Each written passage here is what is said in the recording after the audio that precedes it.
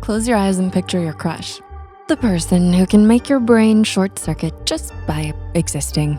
You catch yourself checking your phone again, even though you know they haven't texted back. That little jolt when their name lights up on your screen, that's not love. That's dopamine, your brain's way of rewarding anticipation.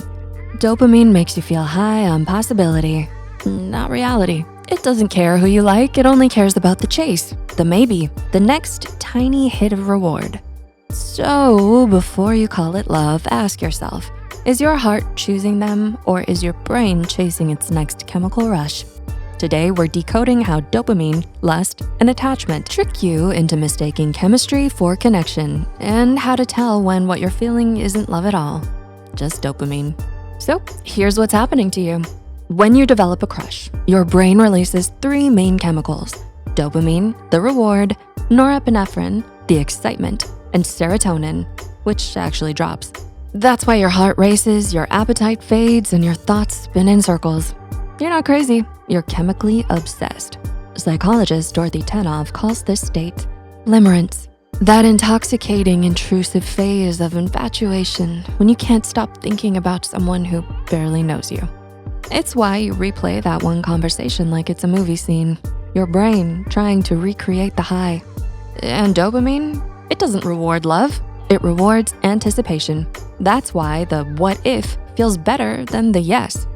You're not addicted to them, you're addicted to wondering if they like you back.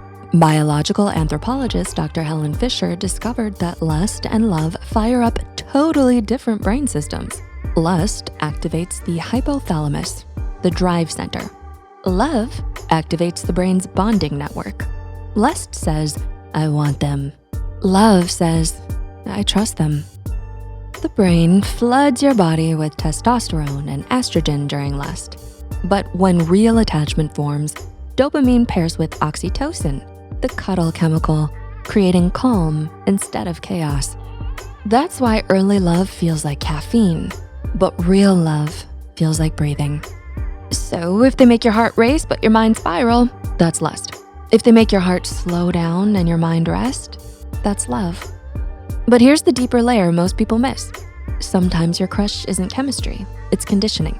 Psychologists call this the attachment blueprint, the emotional map your childhood relationships wrote inside you. If love once meant unpredictability, your brain may now equate chaos with excitement.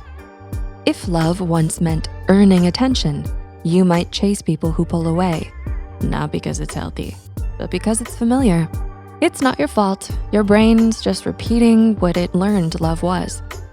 Your brain isn't looking for love. It's looking for what feels like home, even if home was unstable.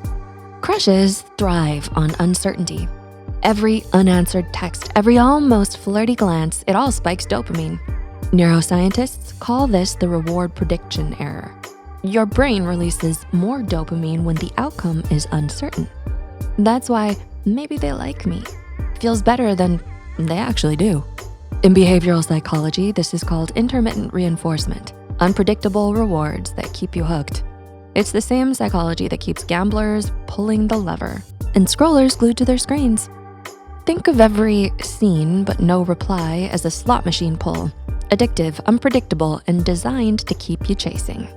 That's how a crush turns into obsession, a dopamine loop that feeds itself. You think you miss them, but what you really miss is the rush. Dopamine makes love feel electric, but electricity fades if there's no steady current underneath. Because that spark you're chasing isn't always love. Sometimes it's just your brain mistaking stimulation for connection. Your brain is built to chase excitement, but your heart, it's built to crave peace. So the next time your stomach flips over a text, pause and ask yourself, is this love? Or is it just dopamine pretending to be?